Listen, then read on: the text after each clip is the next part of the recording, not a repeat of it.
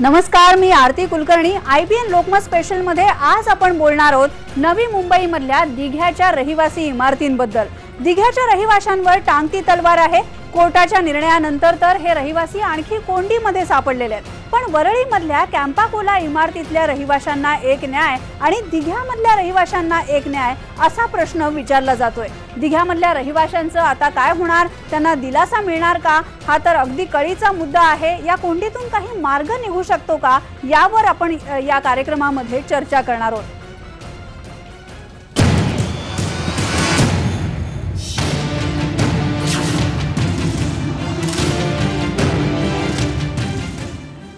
मुंबईमध्ये वरळीमधल्या कॅम्पाकोला इमारतीच्या अनधिकृत बांधकामावर महापालिकेचा बुलडोझर चालणार होता, पण हे सगळे रहिवासी एकवटले। त्यांनी कोर्टामध्ये धाव घेतली। कोर्टाने त्यांना दिलासा दिला।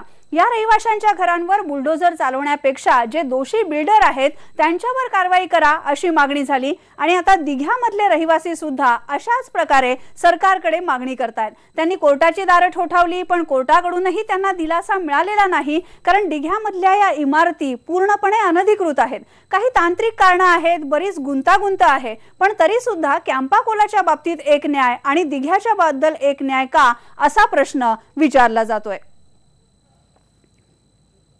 दिघ्यामधल्या रहिवाशांनी पावसाळ्यापर्यंत मुदतवाढ मागितलेली होती, पण काल हायकोर्टाने स्पष्टपणे सांगितलं की कोणतीही मुदतवाढ या रहिवाशांना देता येणार नाही। पावसाळ्यानंतर घरं सोडू असं प्रतिज्ञापत्र जर तुम्ही सादर केलं तर तुम्हाला मुदतवाढ दिली जाईल असं कोर्टाने म्हटलं, पण मग राज्य सरकारची घरं कायम करण्याची योजना यासाठी लागू होणार नाही आणि यामुळे रहिवासी चांगलेच कोंडीत सापडलेले आहेत। आपण या रहिवाशांचे चेहरे बघतोय, अक्षरशः काकुळतीला येऊन ते सरकारला सांगतायत की आमच्याबद्दल काहीतरी धोरण तुम्ही स्पष्ट करा, आम्ही जायचं कुठे, ही घरं अनधिकृत आहेत मान्य, पण तरी सुद्धा ही घरं सोडून जर जायचं झालं तर अनेक प्रश्न आहेत। 10,000ची मिळकत साधारण या सगळ्या रहिवाशांची असेल।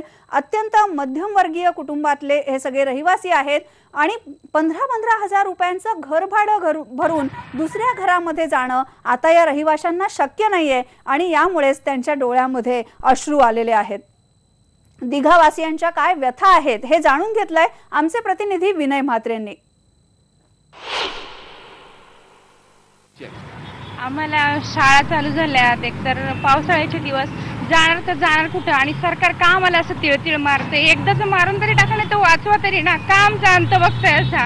आम्ही असं काय पाप केलंय की जेणेकरून आम्हाला असं न्याय भेटत नाही? काहीतरी दिलासा द्या ना आम्हाला। आज 9 महिने झालं आम्ही टांगती तलवार आहे आमच्या डोक्यावर, सतत कंटिन्यू काही ना काही खबर आहे आम्हाला। का आम्हाला मारताय? आम्हाला काहीतरी न्याय द्या। तुम्हाला असं मध्ये वाटलं होतं की घर वाचतील म्हणून अशी परिस्थिती होती, सगळे निर्धास्त होते, आता मात्र तुमच्या पाठीशी कोणीच नाहीये, काय तुम्ही? हे सगळे राजकारण खेळत आहेत, बाकी काही नाही, आमच्या जीवाशी खेळत आहेत सगळे, बाकी काही नाही।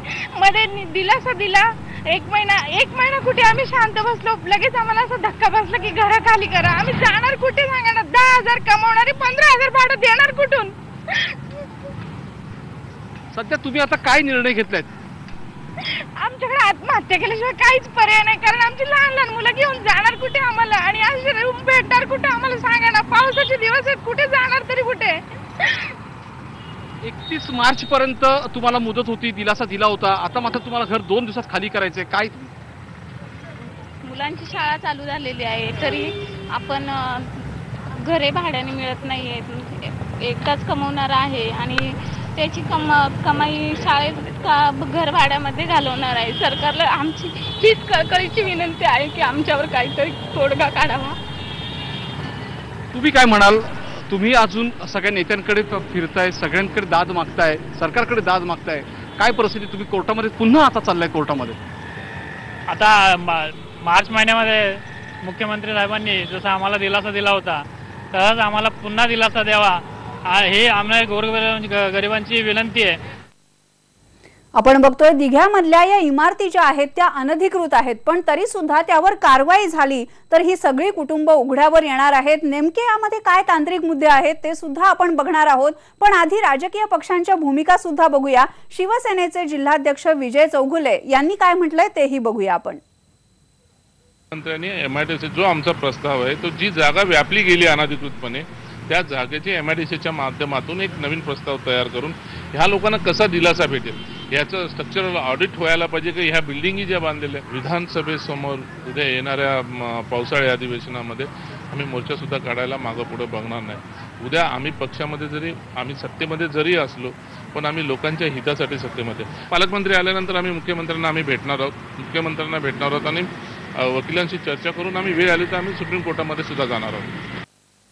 त्याबरोबरच दिघा भागातल्या रहिवाशांवर अन्याय होतोय, आता या इमारती पाडल्यानंतर एवढ्या सगळ्या लोकांनी कुठे जायचं असा प्रश्न राष्ट्रवादी काँग्रेसचे अध्यक्ष शरद पवार यांनी सुद्धा विचारलेला आहे। की घरं त्या ठिकाणी या लोकांची पाडली जातात पर्याय नव्या मुंबईच्या काही भागाच्या संबंधीचा उल्लेख त्यांनी त्या ठिकाणी केला। कोर्टाने हुकूम केला बेकायदेशीर बांधकाम पाडून टाका, एका ठराविक दिवसात पाडून टाका। मी आताच विचारत होतो गणेश नाईकांना किती लोक असतील, त्यांनी सांगितलं सध्या 95 बिल्डिंग आहेत। किती? 95 बिल्डिंग आणि लोक किती राहतील त्या सगळ्यापर्यंत? 25,000। दिघ्यामध्ये या अनधिकृत इमारती आहेत आणि या प्रकरणी हायकोर्टानं राष्ट्रवादी काँग्रेसच्या 3 नगरसेवकांना दोषी ठरवलेलं आहे आणि यामुळे आता या नगरसेवकांचं पद जाण्याची शक्यता आहे। राष्ट्रवादी काँग्रेसचे नगरसेवक नवीन गवते, अपर्णा गवते आणि दीपा गवते यांचं नगरसेवक पद रद्द करण्याबद्दल आयुक्त तुकाराम मुंडे निर्णय घेणार आहेत आणि याप्रमाणे महापालिका आयुक्त तुकाराम मुंडेंनी दोन्ही बाजू ऐकल्यानंतर ते निर्णय देतील। या तिन्ही नगरसेवकांचं नगरसेवक पद जर रद्द झालं तर मात्र राष्ट्रवादी काँग्रेसची डोकेदुखी इथे वाढणार आहे। सगळं राजकारण आहे, तांत्रिक मुद्दे आहेत, इमारती अनधिकृत आहेत, पण रहिवाशांनी जायचं कुठे हा प्रश्न, या प्रश्नाचं उत्तर तर आपल्याला काढावंच लागणार आहे। याबद्दल आम्ही IBN लोकमतनं काही सवाल विचारलेले आहेत, या सवालांची उत्तरं शोधण्याचा आपण प्रयत्न करूया। दिघ्यामधल्या रहिवाशांनी आता जायचं कुठे हा सगळ्यात महत्त्वाचा प्रश्न। सरकार या दिघावासियांना दिलासा देणार आहे का हाही प्रश्न आम्ही सरकारला विचारतोय। दिघावासियांना निदान पावसाळ्यापुरती तरी मुदतवाढ मिळणार आहे का हाही प्रश्न आहे। दोषी अधिकारी, नगरसेवक आणि लँड माफिया जे या सगळ्यामध्ये या इमारतींच्या बांधकामांसाठी जबाबदार आहेत त्यांच्यावर कारवाई होणार का? दिघ्याबद्दल सरकार त्यांचं धोरण स्पष्ट करणार आहे की नाही हाही प्रश्न येतो। आणि याबद्दल बोलण्यासाठी आपल्या सोबत भाजपच्या आमदार मंदा म्हात्रे आहेत, सत्ताधारी पक्षाच्या आमदार आहेत त्या आणि नवी मुंबई मधले आमदार आहेत, त्यामुळे आपण त्यांना विचारूया। मंदाताई, दिघ्याचा हा जो प्रश्न आहे अनधिकृत इमारतींचा हा अनेक महिने गाजतो आहे आणि रहिवाशांनी कुठे जायचं हा प्रश्न विचारला जातोय। कोर्टानेही त्यांना दिलासा दिलेला नाहीये। सगळी परिस्थिती जी आहे ती खूप गुंतागुंतीची आहे। या इमारती MIDCच्या भूखंडावर उभ्या राहिल्या, MIDCचे अधिकारी असतील, स्थानिक नगरसेवक असतील, सगळ्या सरकारी यंत्रणा सुद्धा असतील, ह्या सगळ्या जबाबदार आहेत यामध्ये। पण आता मात्र पाळी आलेली आहे दिघावासियांवर घर सोडण्याची। तुम्हाला या सगळ्या प्रकरणी काय म्हणायचंय? असं आहे की महाराष्ट्र राज्यामध्ये अनेक ठिकाणी अनधिकृत बांधकामं झालेली आहेत। जे धोरण ठरवायचं आहे ते पूर्ण दिघ्यासाठी नाही तर संपूर्ण महाराष्ट्रासाठी धोरण ठरवलं जाईल। ज्यावेळी आम्ही माननीय मुख्यमंत्री देवेंद्रजी फडणवीस साहेबांना नागपूरला जाऊन भेटलो, आमचे पालकमंत्री असतील किंवा आमचे तिथले स्थानिक विरोधी पक्षनेते असतील किंवा आमचे विकास जंजाट नगरसेवक असतील, आम्ही सर्वांनी जाऊन मुख्यमंत्र्यांची भेट घेतली आणि त्यांना हा प्रश्न त्यांच्या निदर्शनास आणून दिला की 25,000 लोक आज कुठे जातील। कारण बिल्डर जे माफिया होते, भूमाफिया, तिथले जे अधिकारी होते यांनी पाणी, लाईट आणि घरं विकली आणि गरिबांनी घरं स्वस्तात मिळतात म्हणून घेतली। आज लोकप्रतिनिधी सुद्धा या बाबतीमध्ये गेली 15 वर्ष यांनी सुद्धा इथे लक्ष दिलं नाही की रोज रात्रीत काय एका रात्रीत एवढ्या बिल्डिंगी काही तयार होत नाहीत। ज्यावेळी या बिल्डिंगी इमारती तयार होत होत्या त्यावेळी लोकप्रतिनिधींचं, पोलिसांचं, मीडियाचं, तिथल्या सर्वांचंच काम होतं की या रातोरात या बिल्डिंग इतक्या मोठ्या बरोबर आहे प्रमाणामध्ये मंदाताई, हे अगदी बरोबर आहे की या अनधिकृत इमारती ज्या आहेत त्या सगळ्यांच्या संगनमतानं उभ्या राहिलेल्या आहेत. लँड माफिया आहेत, राष्ट्रवादी काँग्रेसचे नगरसेवक यामध्ये दोषी धरलं जात आहे, त्यांना पोलिसांचा सुद्धा दोष आहे. तुम्ही म्हणताय हे सगळं बरोबर आहे, पण आता कोर्टापुढे प्रतिज्ञापत्र या रहिवाशांनी सादर केलं की आम्हाला पावसाळ्याच्या नंतर आम्ही घरं खाली करू, पण काहीही केलं तरी या रहिवाशांना आपली घरं सोडावीच लागणार आहेत. मग सरकार त्यांची भूमिका का स्पष्ट करत नाहीये, हा सगळ्यात महत्त्वाचा प्रश्न आहे. कारण आता दिघावासियांना जी काही अपेक्षा उरलेली आहे ती या सरकारकडूनच आहे.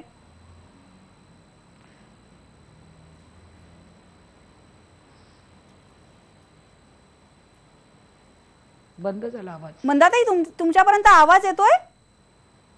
आता आला. मी काय म्हणते की आयबीन लोकमतनी अनेक मीडियानी जसा कॅम्पकोलासाठी आवाज उठवला आणि कॅम्पकोलासाठी सगळ्या मीडियानी आवाज उठवला आणि तिथले जे रहिवासी होते ते सगळे श्रीमंत आहेत, पण इथले सगळे रहिवासी गरीब आहेत. आणि आपण पाहिलं या गरीब महिलांचा आक्रोश पाहिला, त्याच्यात अनेक सिनियर सिटीजन आहेत, अनेक विद्यार्थी आहेत.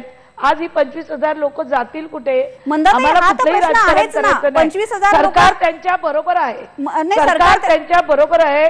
माननीय मुख्यमंत्र्यांनी जर निवेदन केलं की 2015 पर्यंतची घरं आम्ही कायम करू, 2015 पर्यंतची घरं कायम करू, यात कुठलं राजकारण नाही.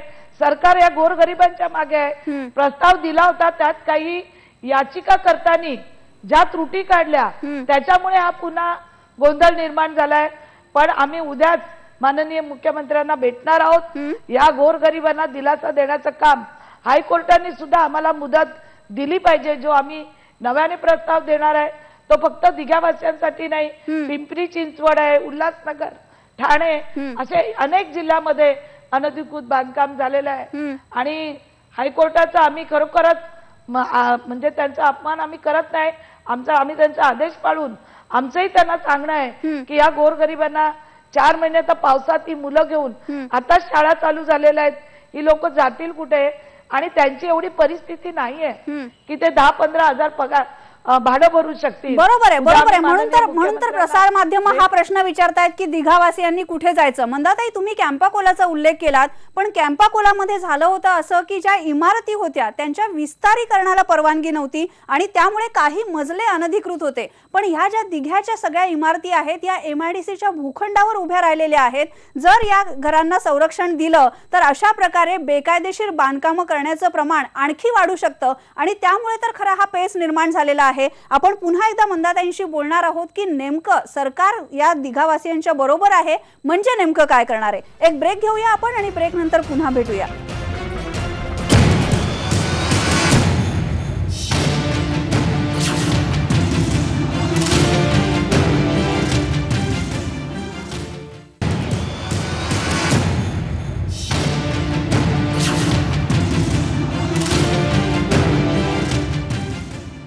दिघ्यामधल्या अनधिकृत इमारतींवर कारवाई होणार आहे आणि यामुळे हे रहिवासी बेघर होणार आहेत. आम्हाला बेघर करू नका अशी विनवणी ते सातत्यानं करतायत. आज जेव्हा कोर्टाचा निकाल आला तेव्हा सगळ्या दिघा रहिवाशांचं लक्ष हे टीव्हीकडे लागलेलं होतं. या आमच्याबद्दल काहीतरी सकारात्मक निर्णय होईल या अपेक्षेनं सगळेजण टीव्ही समोर बसले होते. आपण बघूया तो क्षण जेव्हा या निकालाची प्रतीक्षा सगळे दिघावासीय करत होते.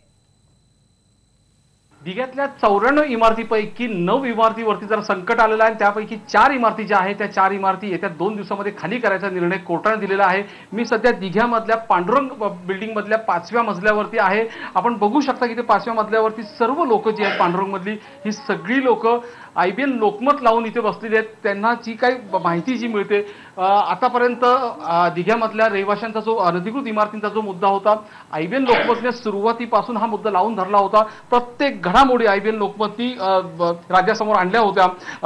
दिघामधल्या रहिवाशांची काय परिस्थिती आहे, कोर्टाने कोणता निर्णय दिला असेल, राजकीय नेत्यांची भूमिका काय होती, ह्या सगळ्या इत्थंभूत माहिती आतापर्यंत IBN लोकमतनी राज्यासमोर आणल्या होत्या.